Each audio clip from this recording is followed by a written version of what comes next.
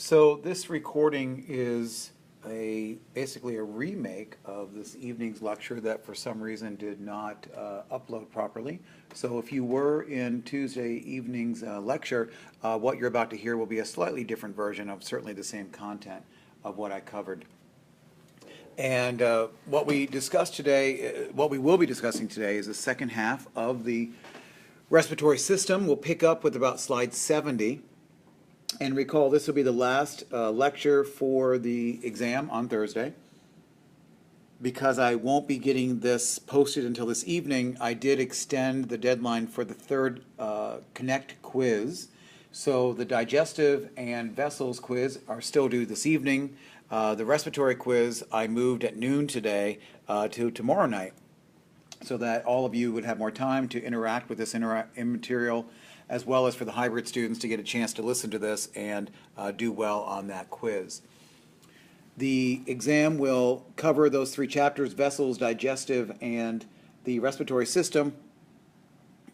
In the email that I sent you, I told you to expect a triple Venn diagram comparing and contrasting arteries, veins, and capillaries, as well as to look at the spirometry tracing found in the guided reading handout for the respiratory system. And there on the last page you'll find a tracing, and from that you will be calculating the volumes that I'll be discussing here in a moment.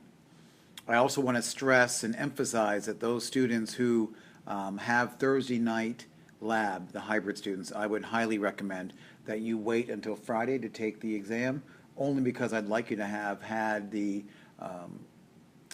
lab experience with these spirometry values before you take the exam. So moving on then, a spirometer is a device that's going to allow us to measure these values and will allow us to look at the rate of breathing or the depth of breathing. And the numbers, the values that we'll be looking at will be tidal volume.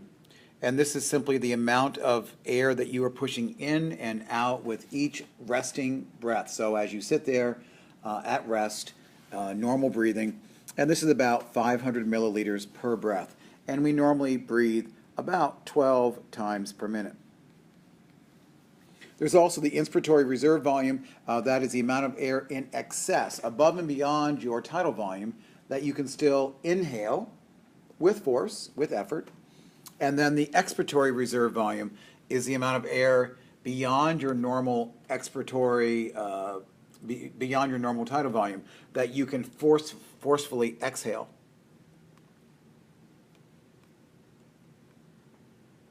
So we get a graph like this. You'll see this in lab this week. This is exactly similar to the exercise that you'll see on the exam and the one that you'll find practice of in the guided reading.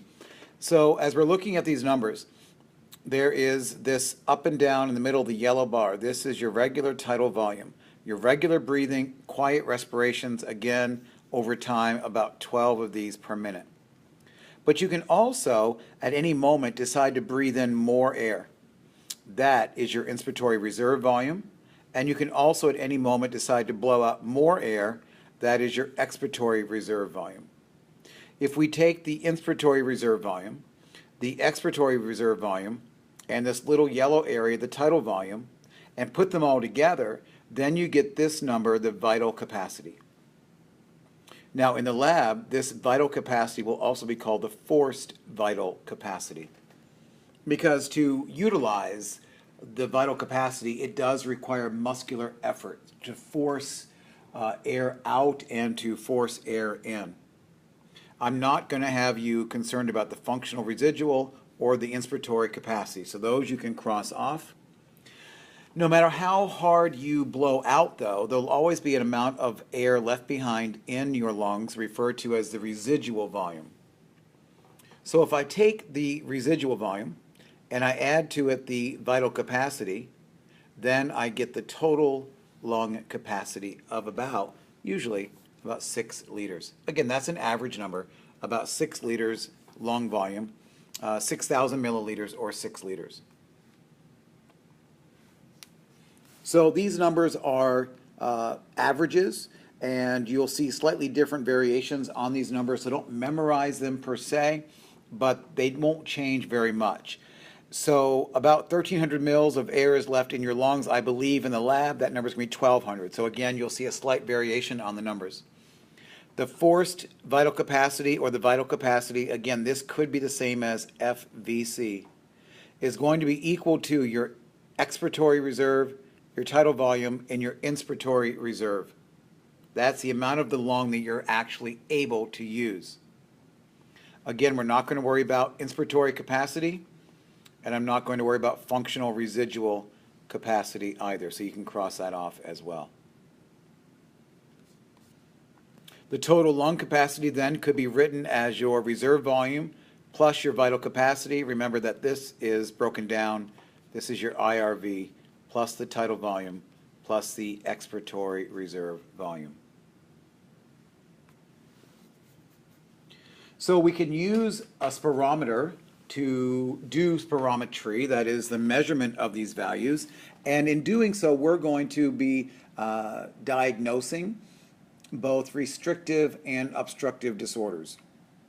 Now, restrictive disorders would be where there's a reduction in the compliance, the ability of the lungs to expand, for them to be inflated. Common diseases that are restrictive disorders would be pulmonary fibrosis. That is, the lung becomes more fibrotic, it loses its compliance. Another way of thinking about it, it becomes less elastic, right? It loses its elasticity. Other diseases that result in a restrictive type condition are tuberculosis and black lung disease.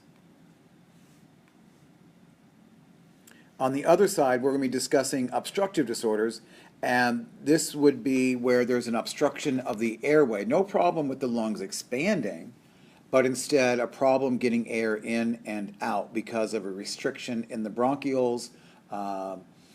And this would be things like asthma or chronic bronchitis or COPD. I want you to separate emphysema into its own category. Emphysema is a combination of both restrictive, not able to expand the lungs, as well as obstructive. So it is its own category. Please do not consider emphysema clearly or solely a restrictive or solely a obstructive disorder. In the lab, we'll also be measuring the forced expiratory volume, the FEV. In lab, this will also be called the FEV1. So the FEV subscript 1 or big 1. And this will be the amount of air that you can exhale in 1 second. So the patient would take in the biggest breath they possibly could, have their mouth around a mouthpiece connected to a computer, and as they exhale as forcefully and as completely as possible, they should be able to get out between 75 and 85% of all of the air within the first second. So the FEV1 is the forced expiratory volume in the first second. You can also discuss the minute respiratory volume, that is how much air is coming in, and that would be at rest about 500 mils, that's your tidal volume, and we're breathing about 12 times a minute, so that's going to give you about 6,000 milliliters per minute or 6 liters per minute. During exercise, that number can go up much, much higher, as high as 125 to even as high as 170 liters per minute.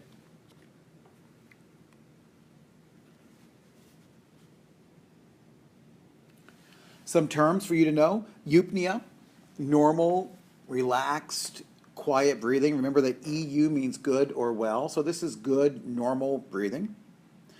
Apnea, we've heard about sleep apnea. This is when people during sleep stop breathing. So any sort of temporary cessation of breathing is apnea.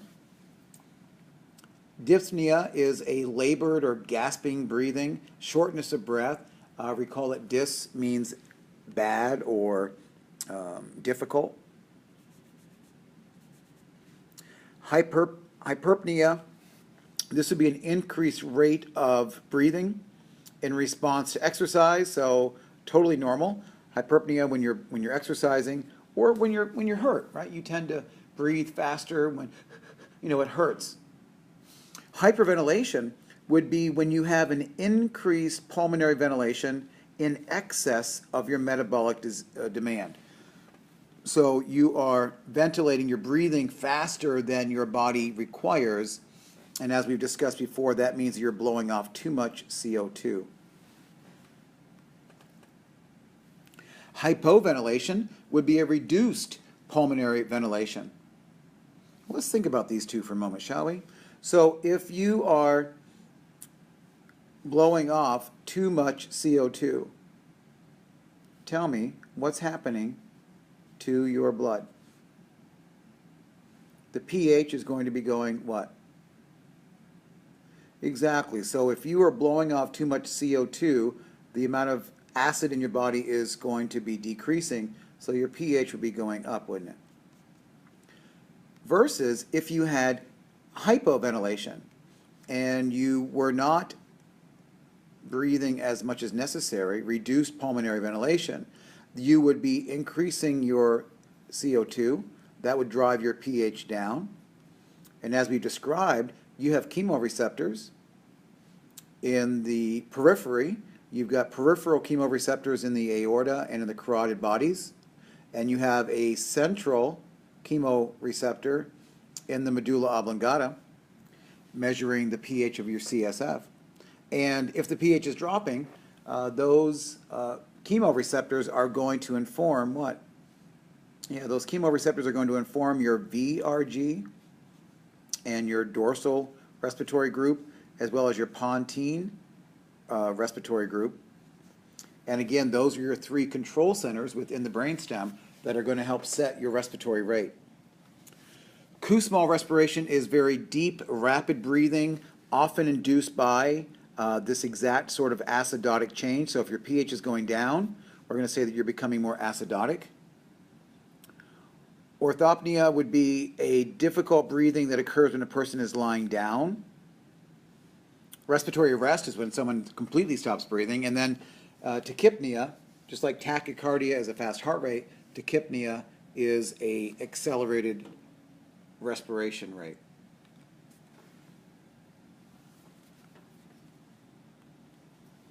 So we need to spend a few minutes thinking about how is it that air is transported through your body. And what is it about air when we inhale it that we get this oxygen? So in air that you're breathing right now, typical air is about 78 or so % nitrogen. Nitrogen is by far the most abundant gas in the air. Now, nitrogen has no real useful function for us, but it is the most abundant gas. Now, the second most abundant gas in our air is oxygen, okay, about 21%. And there's a very small amount of carbon dioxide in the atmosphere. Remember that plants are taking up the CO2, and so they're keeping that CO2 levels rather low. Then, depending upon the temperature and the humidity and where you are, the time of the year, there's going to be 0 to 4% water vapor. So that's pretty much related to humidity. And then there are going to be minor amounts of helium and other gases, methane, ozone.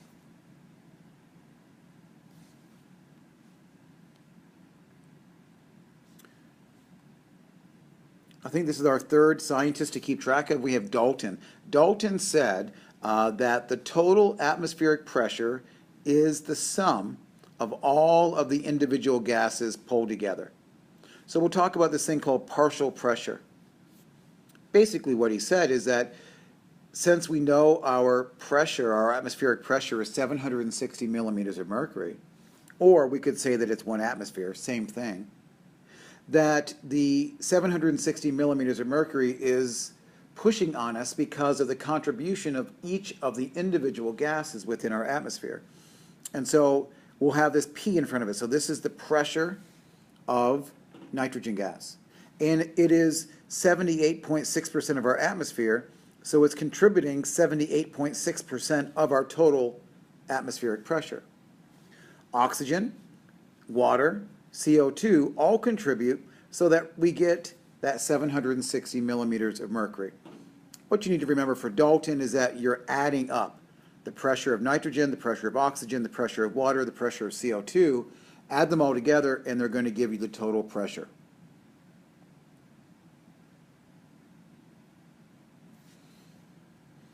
Now, the air that you breathe in is going to be different by the time it gets down to the alveoli. There's going to be some changing of the air. So air, as it is brought in, is going to be humidified. So as you breathe in, that air is going to be humidified by coming in contact with our mucous membranes. That is, you're going to be adding more moisture, more water to your air. So that by the time that air gets down to the alveolus, it's about 10 times more watery, if you will, than it was as it was inhaled into your body.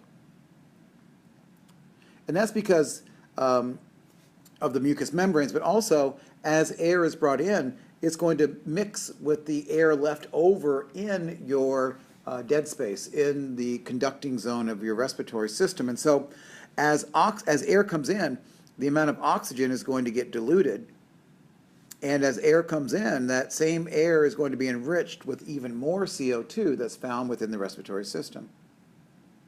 So that by the time the air gets down to the alveolus, there's actually only about 65% of the original oxygen available. So about 2/3 of the oxygen is still available. 1/3 of the air was lost, if you will. The concentration of it was lost. And then there's going to be about 130 times more CO2. So in this table, not to memorize the numbers, but again, what it's telling us is that while you may be breathing in 21% oxygen, by the time it gets down to the alveolus, the air is only about 13 or 14% oxygen. And conversely, whereas water is a small amount of what you inhale, by the time it gets down to your alveolus, it's increased in water quite a bit. And CO2, while also a small amount in your inspired air, is going to make up a much greater percentage when it gets down to the alveoli. So when we get down to the alveolus, this is where the gas exchange is going to happen. So let's think about the movement of gases, O2 and CO2, across the respiratory membrane. Now recall that the respiratory membrane is a code word for that double simple squamous layer, right? One layer provided by or made by the alveolus, the other simple squamous layer made by the endothelium of the capillary, plus a little bit of basement membrane to glue it all together. Remember too that the air in the alveolus is in direct contact with a film of water, and that water is thinned out by the presence of surfactant. And recall too that surfactant is made by the type 2 cells that are found within the alveolus. So for oxygen to get into your blood, it must first dissolve into that watery layer within the alveolus. It must then pass across the respiratory membrane. It does so via diffusion. Carbon dioxide is going to do exactly the opposite. Carbon dioxide is going to be in higher concentration in the blood capillary of the alveolus, and it will then pass the other way and diffuse out of that water film into the air of the alveolus. Now we know from past experience that gases O2 and CO2 are moving across the respiratory membrane based upon diffusion. And recall that diffusion is dependent upon a concentration gradient. So the gases will diffuse down their own concentration gradient until they are at an equilibrium. Now here's our fourth guy, Henry. Henry is the person who's credited with the idea that at any given temperature, at where the air and the water come together, at the air-water interface, the amount of gas that will dissolve in the water is determined by the very solubility of that substance. Well, okay, so what that means is that every substance has a physical constant. We know that salt or oxygen or gold will or will not dissolve in water. But in addition to the solubility, there's also the impact of pressure. So increased pressure will increase the ability of gases to dissolve. So the greater the pressure, the greater the PO2, the more oxygen that the blood will be able to pick up. Keep in mind that blood arriving in the alveolus capillary has a higher concentration of CO2 than air, and so the CO2 is going to be coming out of the blood and added to the air as it's blown out. We're going to say, therefore, that the blood is going to unload the CO2. Remember, we're in the alveolus capillary. We're going to unload CO2, and we're going to load O2. Now, this loading and unloading involves the erythrocytes, the red blood cells. And how efficient this transfer is, this loading and unloading, has somewhat to do with how quickly the blood cells are in the capillary.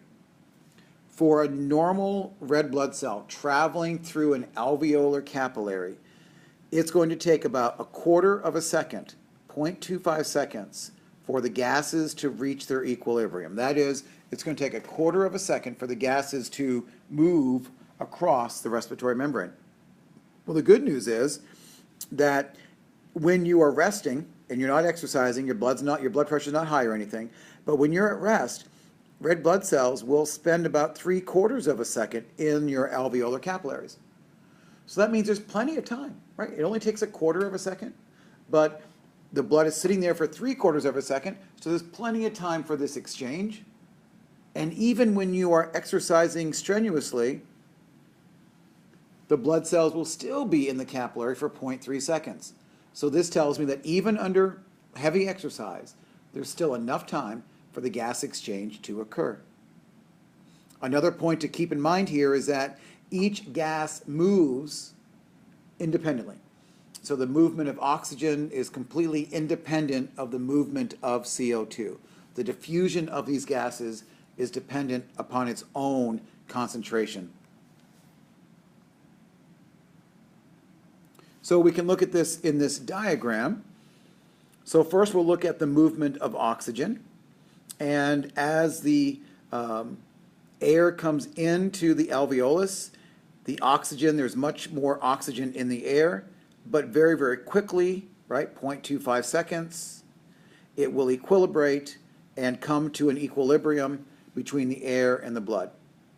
Likewise for CO2, what is coming in to the alveolus, there's more CO2 in the blood.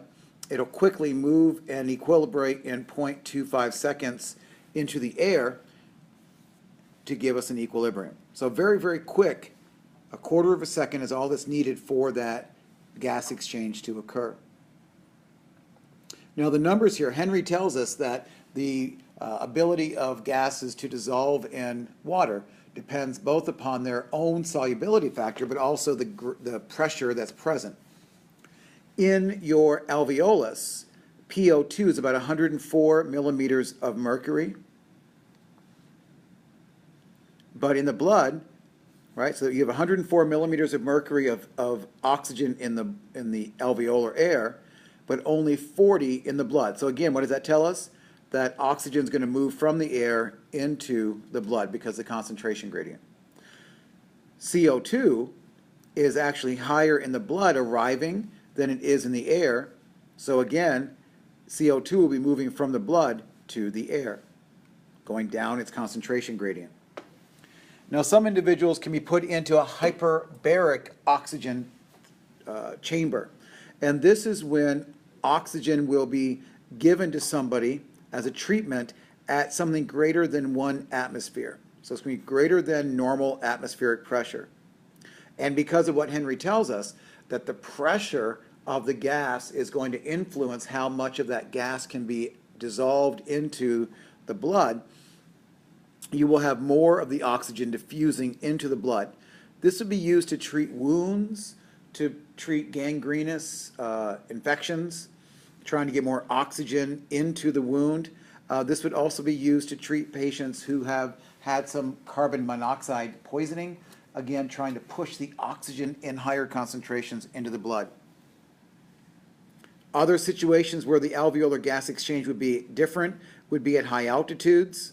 Remember that at high altitudes you still have about 21% oxygen, but what's different is that the pressures are lower. So because there's less of a pressure gradient, less oxygen will diffuse into the blood. Again, Henry tells us that if there's less pressure, there would be less oxygen dissolving in the blood. So at high altitude, less atmospheric pressure, the person is going to feel like they're not getting their oxygen.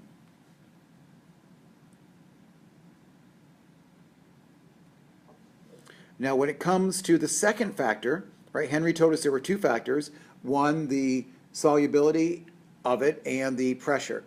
So now going back to the solubility, it turns out that CO2 is much more soluble in water than O2. Water just doesn't dissolve very, very well in water compared to CO2. And oxygen is twice as soluble as nitrogen. So nitrogen is pretty much an inert gas. It comes in and out of our lungs. It really doesn't interact with us. Our body doesn't take up much of any of that nitrogen. It doesn't dissolve into our blood at all. But what that nitrogen does do is provide a significant amount of pressure, right, that contributes to the atmospheric pressure overall. Now, if I could spread out all of your little alveoli, and you have about 300 million alveoli between your two lungs.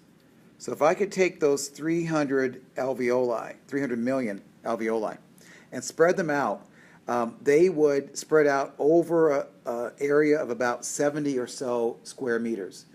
That is about the size of a large tennis court. So you've got 100 mils of blood being spread out over a tennis court, right? That's a very, very thin layer. And that thin layer is exactly what's necessary for the gas exchange to occur. The problem in diseases like emphysema, cancer where part of the lung has been destroyed, or tuberculosis, is that you decrease the surface area and you decrease ventilation, and therefore you decrease the amount of oxygen that the patient can have.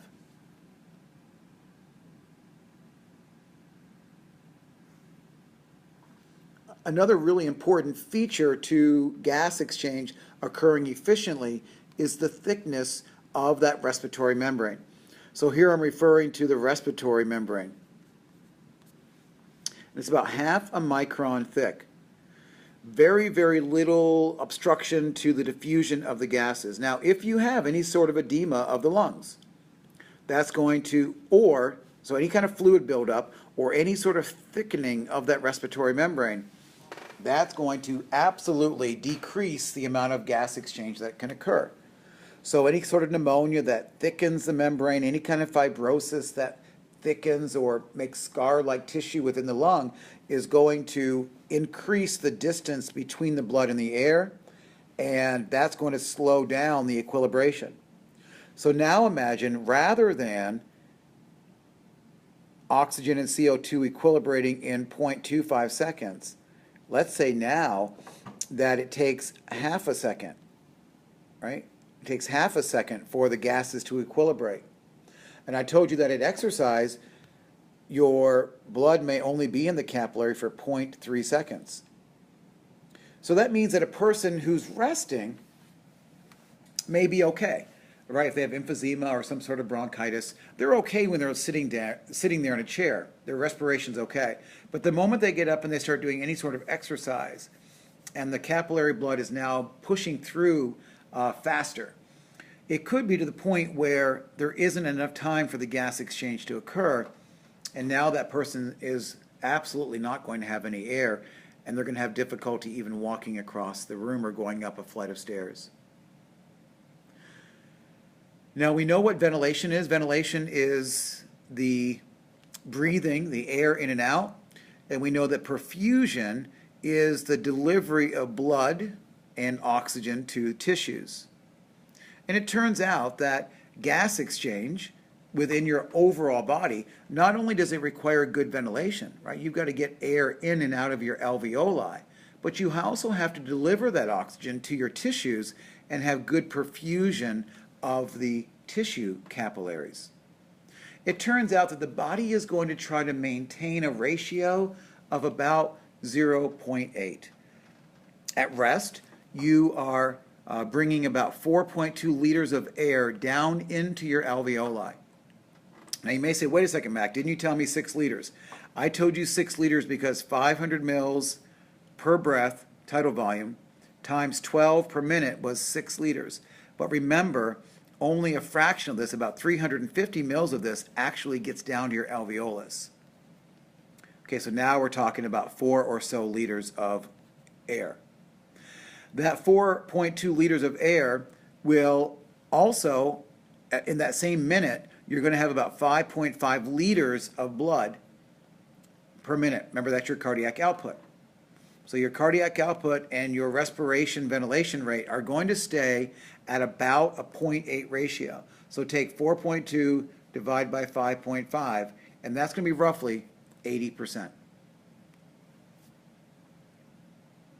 What this tells us is that as the heart, as the body needs more oxygen, not only do the lungs have to increase their rate of respiration and get more oxygen in, but the heart is also going to have to increase its blood pressure and its rate to get that oxygen delivered. So that's really the take-home lesson here. So a couple numbers here to appreciate. Let me bring that back. So a couple of numbers here. So as you are breathing in your air,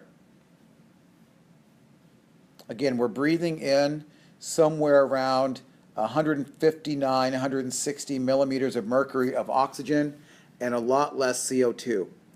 But as I said, by the time we get down to the alveolus, the amount of oxygen has decreased, the amount of CO2 has increased.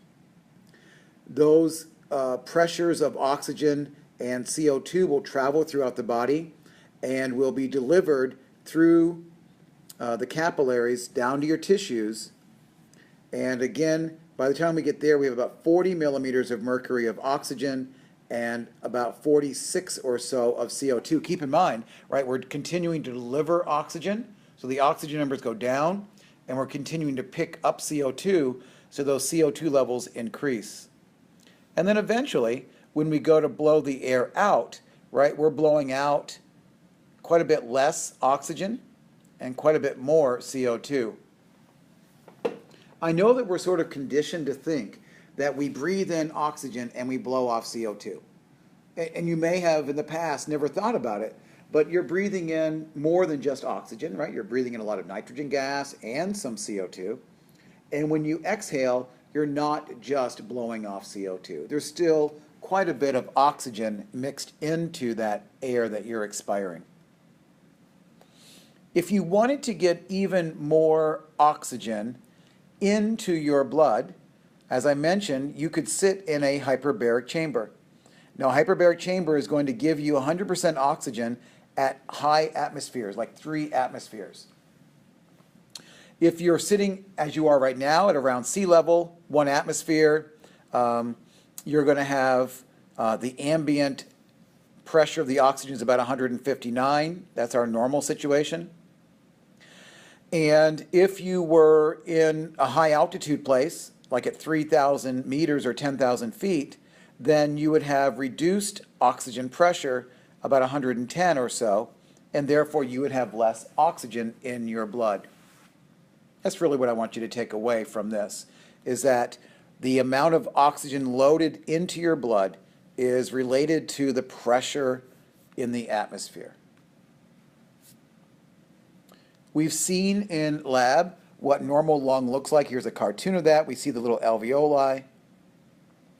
Imagine now that you had a bacterial or viral pneumonia, and that infection is going to create edema and fluid buildup in the lungs.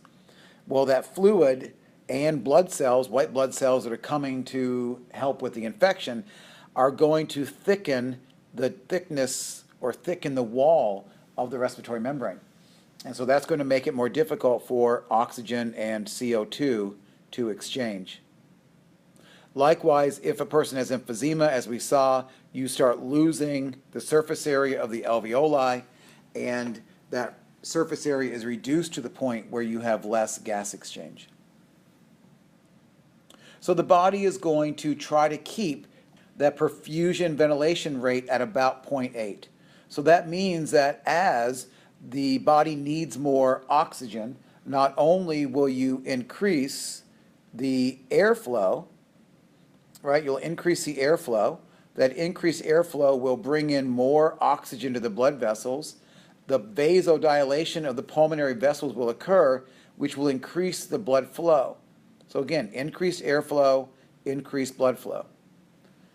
If you were going to go the other way, if you had what's going to happen to reduced ventilation, well, you're going to have decreased airflow, which eventually is going to decrease your blood flow.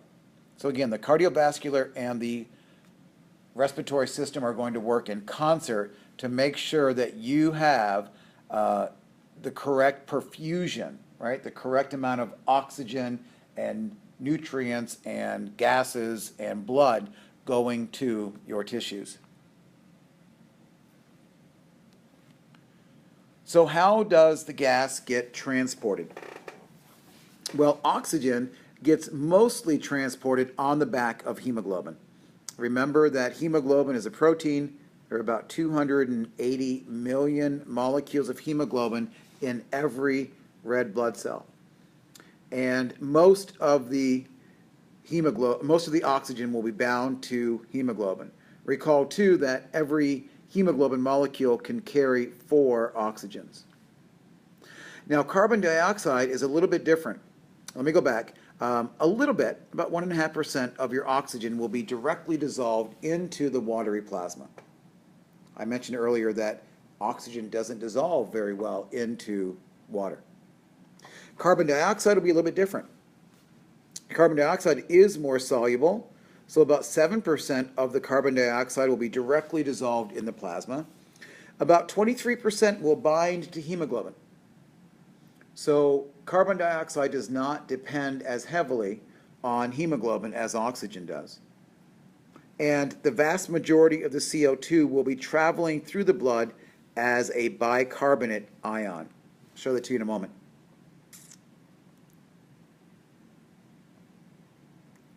So again, in your arterial blood, you have your blood plasma, very small amount of oxygen in your blood plasma, and again, the vast majority of it bound to the hemoglobin. Hemoglobin, can you picture it? It's that molecule. If you look at a cartoon of it, it usually shows a 4 subunit protein. There are 2 alpha units, 2 alpha globins, and 2 beta globins. And in the center of each of those globin proteins is a heme group. And in the very center of the heme group is an iron ion. And it's to that iron that one O2 molecule will bind. Each hemoglobin can carry a maximum of 4 oxygens. When oxygen is bound to hemoglobin, we're going to say that that is oxyhemoglobin, right? It has oxygen. When there is no oxygen bound, we're going to call it deoxyhemoglobin. If oxygen is 100% saturated, that is, it has as many oxygens as it can handle, it would have all 4 oxygen molecules attached to consider it 100% saturated. If instead we're going to say that the if the hemoglobin is only 50% saturated, only 2 oxygens are bound. Let's keep going. If the hemoglobin were 75% saturated, there'd be 3. If it was 25% saturated, there would only be 1 oxygen bound. So that's how oxygen is going to get its way around the body. Now CO2 is a little bit different. There are more options for the carrying of carbon dioxide. For carbon dioxide, you're going to have about 90% of it hydrated, that is, in a form mixed with water to form carbonic acid. You've seen this equation before, right? CO2 plus water gives carbonic acid. That's this, H2CO3, which then also breaks down to, or dissociates into bicarb, HCO subscript 3, superscript negative. That's a little bit off in the way it's formatted. And 5% of the CO2 will be attached to other proteins. Oh, I should go back and point out the bottom point here. And that is hemoglobin can transport oxygen and CO2, and they don't interfere with each other because CO2 binds to a different part of the hemoglobin molecule. So every hemoglobin can carry 4 oxygens, but it also can carry CO2 in addition. And then 5% or less of the CO2 would be carried directly as dissolved in the blood. So looking at these numbers then within the blood and alveolar, we're going to see about 70% is going to come from the carbonic acid, 23% from being attached to other compounds, and then 7% dissolved in the plasma. I'm going to show you a picture here in a moment, and that's going to bring all this together for you. Now, carbon monoxide poisoning, a really significant clinical problem. Carbon monoxide is a odorless, colorless gas. It is in cigarette smoke, it's in engine exhaust, it's in fumes from furnaces and space heaters. And the problem is that carbon monoxide binds to the heme group. It binds to that iron group in hemoglobin 200 plus times better than oxygen does. So what we say it competes for and out-competes really the binding of oxygen. It ties up the hemoglobin and it doesn't unstick or come off very easily. At any one moment, if I were to measure the amount of carbon monoxide in our body, it's there because there is a small amount of carbon monoxide in our atmosphere from all the pollutants anyway. But less than 1% or 1.5% or so of all of your hemoglobin would have carbon monoxide associated with it. In a heavy smoker, that'd be as much as 10%. In fact, one of the warnings on cigarette packages is cigarette smoke is known to contain carbon monoxide. And the average person puffs away anyway, not knowing what that means. But now you appreciate what that means, is that you're actually taking away the oxygen carrying capacity of the body. So a smoker is not going to be able to carry as much oxygen in their body. Now, if the concentration of carbon monoxide is 0.2%, right, it doesn't take a whole lot of carbon monoxide to be lethal. So a very small amount from exhaust, if you don't get to fresh air. If you just followed behind a bus that was spewing out fumes and you just sat there and breathe that constantly and didn't have fresh air, you could be in trouble very quickly. Or if you were in the back of a car that has a bad exhaust system and that carbon monoxide is seeping into the back seat. Sometimes kids have been known, or people in the back seat of a car have been known to get carbon monoxide poisoning. And what happens is that they just get sleepy, right? This carbon monoxide is binding to their oxygen. Their brain no longer is getting the oxygen that they need. They just get sleepy, they fall asleep. Now, as long as there's fresh air nearby, they're going to be okay eventually, but you could die if you were constantly exposed to that carbon monoxide at even relatively low concentrations. So what this looks like on a curve is as follows. This is the dissociation curve. That is, how easy is it for oxygen to unbind from hemoglobin? And in your tissues, I'm telling you, you have about 40 millimeters of mercury of oxygen. And this is the oxygen saturation of the hemoglobin. So this means that when you're in your tissues, that your hemoglobin is about 75% saturated. Well, that means there's what? There's 3 oxygens bound, or one way of thinking about it, 1 oxygen has dissociated from the hemoglobin. Now, in the alveolus, where the partial oxygen is higher, you're going to have essentially 100% saturation. So as the air is coming in, as the blood, is coming in contact with the fresh air coming into the alveoli, your blood will be essentially 100% saturated. You'll have all 4 oxygens bound. So when you go to the clinic and they click on, they clip the little monitor on your finger, they're looking to see, is your blood well saturated? What's your hemoglobin? What's your oxygen saturation, your OSATs? And it should be really high, right? 98, 99%, suggesting that you are getting good oxygenation into your tissues. Now, when we're thinking about, right now, we're leaving the alveolus and we're going down to your systemic capillaries. We're now down in like muscle tissue, for example. And in the muscle tissue, what are we going to be doing? We're going to be picking up CO2. We're going to be loading CO2 and unloading oxygen, delivering oxygen. So again, how are we going to load up this CO2? Well, some of it's going to diffuse into the blood. Some of it is going to go through this conversion using an enzyme, carbonic anhydrase. You'll see this abbreviated CAH. Carbonic anhydrase is the enzyme that converts CO2 and water to make carbonic acid. And in a moment when I show you the picture, I'm going to mention this idea of a chloride shift. And this chloride shift is going to keep the reaction, keep the CO2 and the oxygen moving in the right direction. And finally, we're going to see that the chloride shift is going to allow more hydrogens to bind to hemoglobin. Not only are we loading CO2 when we're down in the tissues, but we're also loading or delivering oxygen. So I think I may have just said that backwards. We're going to be unloading oxygen, right? Unloading it, delivering it to the tissues.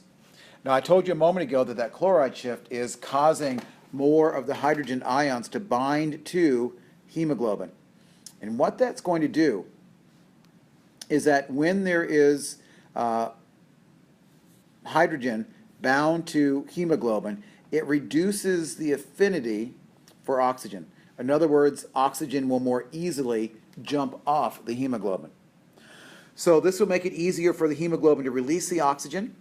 And again, we're going to say that hemoglobin, when it arrives at your systemic capillaries, arrives at 97% saturated. So it's not losing very much, right? It's about 100% or so at the alveolus. By the time it gets down to the tissues, it's lost very little. But it's going to leave those systemic capillaries at about 75% saturated. Again, what have you done? You've dropped off about 22% of the oxygen. We're going to refer to the amount of oxygen remaining in the blood as the venous reserve. In other words, in your venous blood, in your blue blood, you still have 75% of the oxygen you started with, which means that you also could hold your breath and not get any more oxygen in and let that venous blood circulate around your body a second time. And there would still be oxygen available to deliver to your tissues. And likewise a third time. But after a while, right, you're going to continue to increase the amount of CO2. And as we know, as CO2 increases, blood pH goes down, and that's going to activate your chemoreceptors. Those chemoreceptors are going to send signals to your VRG and your DRG saying, breathe, dummy, breathe. And so at some point, that pH will drop. That will influence and cause you to inhale. So let's look at this picture. Now this is a, let's say we're down in the muscle or any of your tissues. We're down in your systemic capillaries. We've got the blood coming right next to cells and tissue. What's going to happen here? The blood is coming in. It's at 97% saturation. You're going to have oxygen being dumped out into your tissues. 98.5% of all the oxygen will be delivered from the hemoglobin into your tissues. A very small amount of your oxygen will be delivered because it was dissolved in the plasma itself. Also, in your systemic capillaries, you're going to bring CO2 in to the blood. About 23% of that will then jump a ride on hemoglobin. The vast majority of it, 70%, will combine with water with its enzyme carbonic anhydrase to form carbonic acid. And then about 7% will seep out and will be directly dissolved into the plasma of the blood. Now here's that chloride shift mentioned. If you've had probably enough chemistry to know that chemical reactions will only proceed if there isn't too much product. When you start getting too much product, it will feedback inhibit and stop the chemical reaction. So this massive movement of CO2 into the red blood cell would make all this bicarb, and this bicarb would basically start accumulating and would inhibit this transfer. So the bicarb is going to be shifted with chloride. You see the Cl. And again, what that Cl is going to do is keep moving that bicarb out, and that hydrogen that's hiding back there, the hydrogen that's produced is then going to bind to the hemoglobin. And as I mentioned a moment ago, that hemoglobin, when it becomes acidified or becomes attached to the hydrogen, is going to let go of its oxygen even more easily. So that chloride shift is important to gathering your CO2 as well as allowing you to unload oxygen. Now let's go back to the alveolus and look at how this is really just the inverse. So we go back to the lungs and recall that in the lungs, your CO2 will be unloaded as you expire. And notice that this reaction is going now this direction. So that bicarb will now be reassociated with the H to make carbonic acid, which will then be broken down to CO2. This is that reverse chloride shift, so it's going to move in the opposite direction. So this is going to allow you now to easily blow off the CO2, bring it back to a CO2 form. So we see that here in this cartoon. Again, we're in the capillary bed in the alveolus. We're going to have a little bit of dissolved CO2 come across the respiratory membrane. We're going to have about 23% of the CO2 jump off from hemoglobin that it was carried to the alveolus. But the vast majority of the CO2 was disguised in this carbonic anhydrase reaction. Here, the bicarb will shift over to carbonic acid, again that enzyme carbonic anhydrase, and now that CO2 will be released. So the vast majority of the CO2 released is coming from this carbonic anhydrase reaction. Also at the alveolus, this is where we're bringing oxygen in. Again, 98% of it will jump on the back of hemoglobin, and a small amount of it will come in and be dissolved into the liquid plasma. Now, we've been doing this long enough to know that the body does not send exactly the same amount of oxygen and nutrients to all tissues all the time in the same rate. That the body makes adjustments to the amount of blood and also to the amount of oxygen. And so too, hemoglobin can make some changes in how easily it will deliver oxygen. Turns out that hemoglobin will unload, release or unload oxygen to match the metabolic needs of tissues in a local environment. And there are 4 factors that are going to adjust the rate of oxygen unloading. Number 1, the amount of PO2. Remember, Henry said that the greater the PO2, the greater the solubility and the greater the dissolving of the oxygen. So if you have a lower PO2, then you would have less oxygen dissolved, or another way of thinking about it, you'd have more oxygen being released. If the temperature of the tissue goes up, an active tissue, think muscle. If you're actively working your muscles, that muscle is going to increase in its temperature. And it turns out that increased temperature will promote unloading of oxygen from hemoglobin. Number 3 is attributed to a guy named Bohr. The Bohr effect says this, that as tissues are active, they're going to increase the amount of waste product CO2. That CO2 is going to lower the pH of the blood, which also will promote O2 unloading. And finally, red blood cells produce a molecule called BPG, biphosphoglycerate. And biphosphoglycerate is able to bind directly to hemoglobin and will also lead to O2 unloading. If you have high body temperature, you have fever. If you have a growth hormone, we know that more growth hormone, more testosterone, more epinephrine will all raise up these levels of BPG and cause oxygen to unload. Some individuals simply have too high a level of BPG, and the oxygen is always, quote, being unloaded, And these individuals, their blood doesn't carry oxygen as well. So let's take a look at a graphical representation of this. So we're looking at the saturation of hemoglobin. 38 degrees Celsius, body temperature. At your tissues, right, you have about 40 millimeters of oxygen. So at 40 millimeters of oxygen at your tissues, we see about 75% saturation. Remember we said that that means there's 3 oxygens bound to each hemoglobin. But look what happens as you raise the temperature. As you go up to 43 degrees, that's a pretty good fever. Look what's happening. The saturation goes down to about 65 or so percent. Well, if the saturation drops to 65%, what does that mean? It means that more oxygen was delivered, or that more oxygen was able to, quote, dissociate from the hemoglobin. At a lower temperature, we see that it's about 95%. So body temperature at your tissues, you're going to have about 75% saturation. At a warmer temperature, it's going to drop down to about 60 or so, 65%, meaning more oxygen has been delivered. So a higher temperature, more oxygen dissociation. So I should go back. This graph is only showing temperature.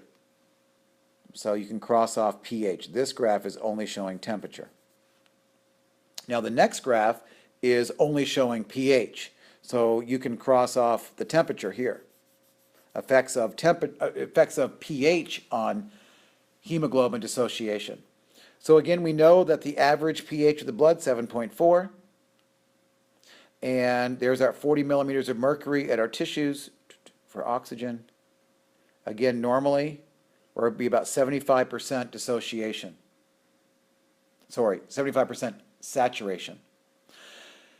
If the blood becomes more acidic, right, the pH goes down to 7.2, the red line, then again, the saturation is going to drop, which suggests that more oxygen has been delivered. So there are two things going on. If your temperature goes up or your pH goes down, both of those are going to increase the release of oxygen from your hemoglobin, giving the tissues the oxygen that it needs. So your body is going to adjust its breathing to keep the following numbers. So homeostatically, you're going to try to keep your pH at 7.4, somewhere in that 7.35 to 7.45 range. You're going to try to keep your PO2 at the alveolus around 95, and you're going to try to keep your PCO2 in your tissues around 40 millimeters of mercury. Again, how is this going to be regulated? Well, recall that you have respiratory centers in your brainstem, the VRG, the DRG, and the pontine, and those nuclei are receiving inputs from your central and your peripheral chemoreceptors that are constantly measuring the pH of your fluids. Remember, the central chemoreceptor is measuring the pH of your CSF and your medulla. The peripheral chemoreceptors are measuring the pH of your blood in the aorta and the carotid sinuses. By far, the most potent stimulus to keep you breathing and to adjust your breathing is pH. And we know that pH is directly connected to your CO2 levels. Your stimulus for breathing is much less dependent upon oxygen. As I just said, we have chemoreceptors, central chemoreceptors, that are measuring the pH of the CSF in or around your medulla oblongata. This is by far the most important. So 75% of the, quote, decision making is happening by your central chemoreceptors.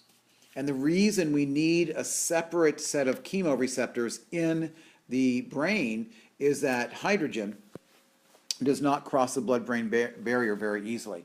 So if we depended upon just the peripheral chemoreceptors, we would not have a good sense of what was happening inside the central nervous system.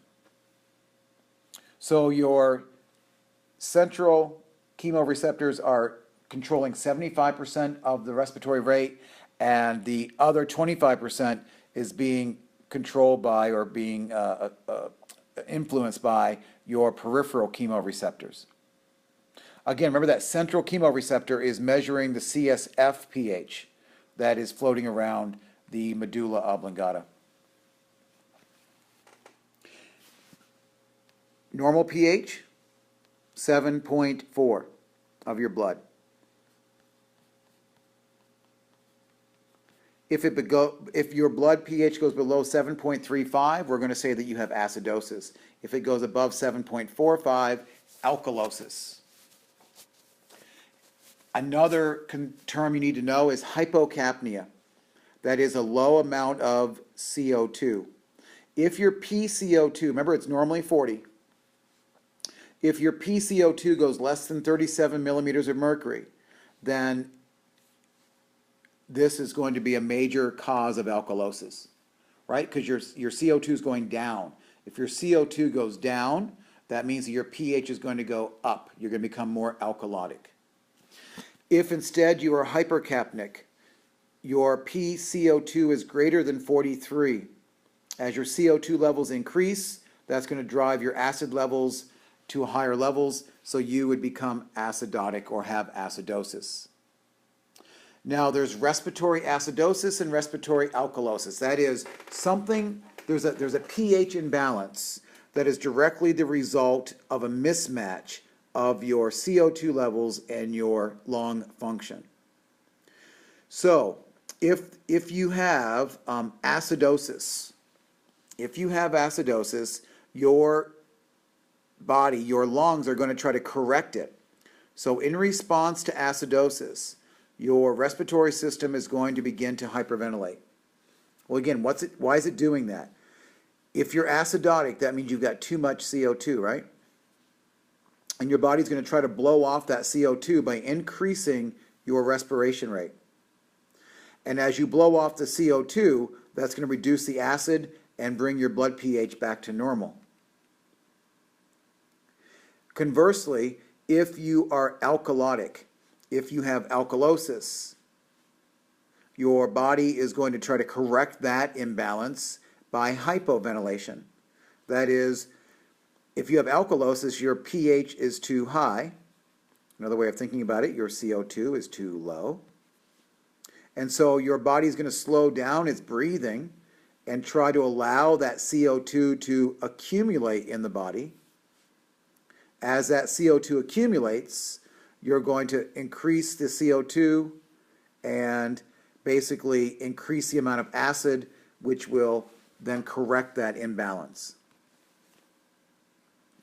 Now there's another type of acidosis. This is a more very significant concern in individuals who are diabetic. And this is a acidosis brought about not by CO2 differences, but by a very rapid fat oxidation. And what happens, the fat gets broken down into what's called ketone bodies. Those ketone bodies can have a very dramatic effect on the blood pH. So in a diabetic, if they're out of control, they can get ketoacidosis. This is going to induce Kussmaul respirations, those rapid, deep breaths. So the patient's going to become hyperventilating. The problem is the body, you can't not blow off ketone bodies. You can blow off CO2, and the body's trying to get rid of that acid, but ultimately it cannot get rid of those ketone bodies because the ketone bodies are metabolic. We'll talk more about that next test when we get to the urinary system. So it can only do so much. So if someone has ketoacidosis, their respiration rate will increase, but they're not going to be able to correct that acid problem solely by increasing the rate of respiration. Now this makes sense that if you're exercising, that you're going to, if you're exercising, you are going to increase the amount of CO2, your muscles are working, that's going to increase the acid load. That's going to trigger your peripheral chemoreceptors and upregulate your ventilation rate. So you're going to start breathing faster. Now, your peripheral chemoreceptors are going to be more important in quickly affecting your respiration during exercise than your central chemoreceptors, because remember that acid doesn't get across the blood-brain barrier very well. So your chemoreceptors will be slower to respond to exercise-induced changes. Now, I told you that normally oxygen has very little effect on respiration. I told you that pH had the greatest effect, CO2 was secondary, and that oxygen had very little effect on respiration. However, there is this exception, and that is if you have chronic hypoxemia, right? Long-term low oxygen, and it drops below 60. Remember, we want it somewhere, 90 or so plus at the alveolus. If you're getting less than 60 millimeters of mercury of PO2, then this will actually stimulate ventilation and do what's called a hypoxic drive. It'll drive your respiration rate. And this is what's going to happen in a patient who has emphysema or has a long-term COPD or something. So they're not getting the oxygen they need in a chronic state, and it's going to drive their respiration rate up to try to do that. Or this could also happen as you go to higher elevations, right? Again, you're not getting the oxygen. You're going to start breathing faster to make up for that. Now, if you have emphysema and your body is in a hypoxic drive because it doesn't have enough oxygen, and now you suddenly put this person with emphysema on oxygen, you actually can slow down their breathing, right? You think you're doing the right thing, and you are. I mean, you're giving them the oxygen that they need, but if you give them the oxygen, then they will lose this hypoxic drive, and it can actually be quite a game to regulate this in the clinic. Also, as we can appreciate, your respiration is going to increase during exercise. We get this. Not only is your brain sending signals, voluntary motor commands, but those, remember, the part of your brain can influence your respiratory centers. So you can increase your ventilation by the anticipation of exercising. Again, that's a voluntary signal sent down to your D and VRG to increase your respiratory rate in anticipation of it. And also as you get into or begin to exercise, the proprioceptors in your muscles and joints are also sending excitatory signals back to your brainstem respiratory centers, again, to increase your ventilation rate. We'll finish up with what can go wrong. So you can become hypoxic. That is, you simply don't have enough oxygen going to your tissues. This could be the result of any sort of respiratory disease. You could also, though, have, we can add to this, hypoxemic hypoxia. That is, you have inadequate pulmonary gas exchange, and this could be because, well, not good, you're drowning. You have aspirated something foreign and you're not getting air. Maybe you've got a degenerative lung disease, you're in respiratory arrest, maybe you're at high elevations. Regardless, you have very low PO2. You can have ischemic hypoxia, that is, you have congestive heart failure and you just don't have adequate circulation of the blood throughout the body. You could be hypoxic because you have low red blood cells, because you're anemic. You can't carry the oxygen, you have low hemoglobin, low hematocrit. You also could have histotoxic hypoxia. This is when a loved one is slipping cyanide in your tea. So what's going to happen, cyanide interferes with the electron transport of oxygen, of the electrons down to oxygen in the mitochondrion.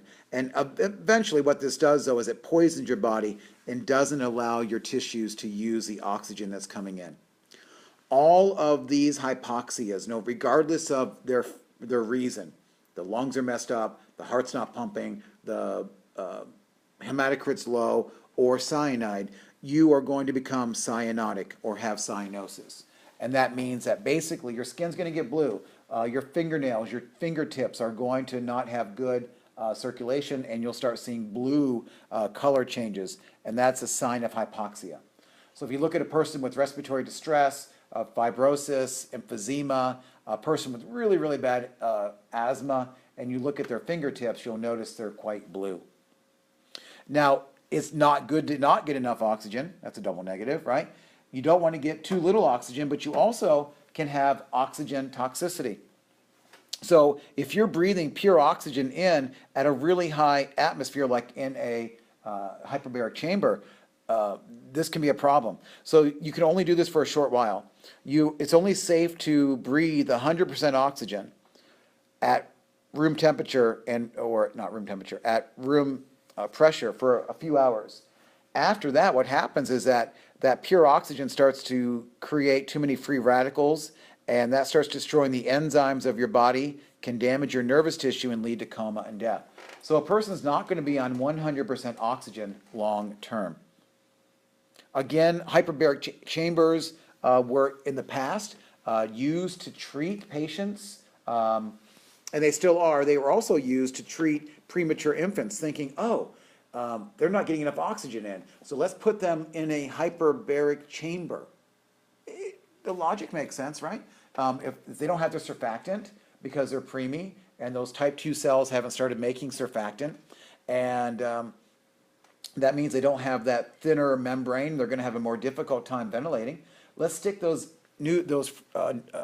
preemies into a hyperbaric chamber. Well, the problem was, yeah, they were surviving, but it was also causing retinal damage. So the capillaries of the retina were being damaged, and these kids were suffering blindness as a result of surviving the premature birth. One can also have chronic obstructive pulmonary disease, COPD. We see the commercials now with the elephant sitting on you, right, and the different inhaler medications that are being marketed on television. And so COPD is any disorder where there's a long-term obstruction of airflow. And this would be like your chronic bronchitis. Emphysema would also fit under a COPD diagnosis. Usually related to chronic smoking, but not always. It could be from occupational exposures like black dust, airborne particulates. The people who work in the coal mines also get these type of COPD related illnesses. What's going to happen is that chronic bronchitis is going to inflame the bronchial mucosa. The cilia will become immobilized by all these particulates and all this stuff, but the goblet cells will try to make up for it, and the goblet cells will begin to produce excess mucus. Well, if you know somebody with emphysema or any kind of lung COPD issue, they're always coughing up. And so what's happening is that they get these chronic coughs because they're having to spit up this excess mucus, and there are fewer cilia helping with it. Now that sputum, which is a mixture of the mucus and cellular debris, makes a great medium for bacterial growth. And so these individuals start getting a lot more infections and pneumonia of the lungs. And also that extra sputum inactivates the alveolar macrophages. Remember, these are those dust cells. So those dust cells basically get destroyed or aren't able to do their job, and so these people have more infections. Again, if you have chronic bronchitis, you're going to have dyspnea, you're going to have difficult breathing, you're going to be hypoxic, you're not going to have enough oxygen, you're going to become blue, cyanotic, and you're going to have attacks of coughing. Now, emphysema, again, does come under COPD, but it does also have a restrictive-like component to it. So again, think of emphysema as a separate little category for the purposes of what we're learning here. You know that the alveolar walls break down, so there are fewer alveolar membranes, and therefore less opportunity for gas exchange. But the lungs also become more fibrotic and less elastic, so that's more in line with restrictive disorders. And the air passages begin to collapse and air gets trapped. Well, not only is air getting trapped, but CO2 is getting trapped. So CO2 levels go up, so you already know the story. These individuals are going to become more acidotic. They're going to have Kussmaul respiration, deep, rapid breathing. That takes a lot more work. I mean, these individuals are having to work physically much more to breathe, and that zaps a lot of their useful energy just in breathing. Again, you're going to have a reduction in pulmonary compliance and a reduction in the vital capacity.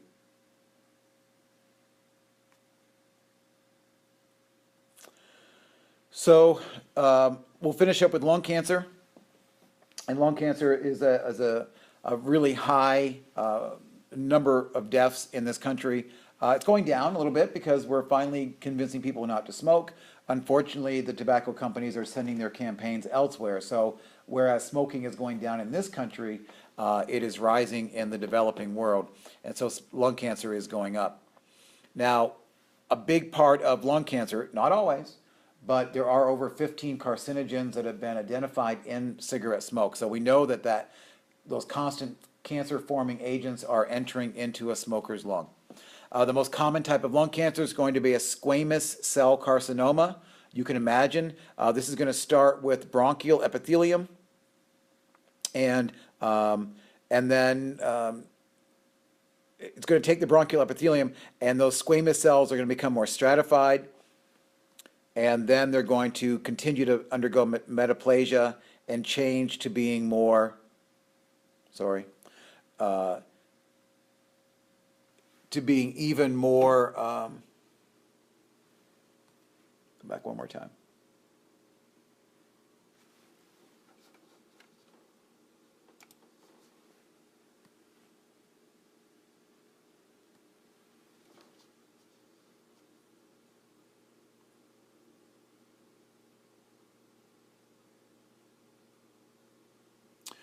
So you're going to start having a transformation of the epithelia, and this is going to start causing the potential of bleeding lesions, and that will, you'll start seeing blood in the sputum.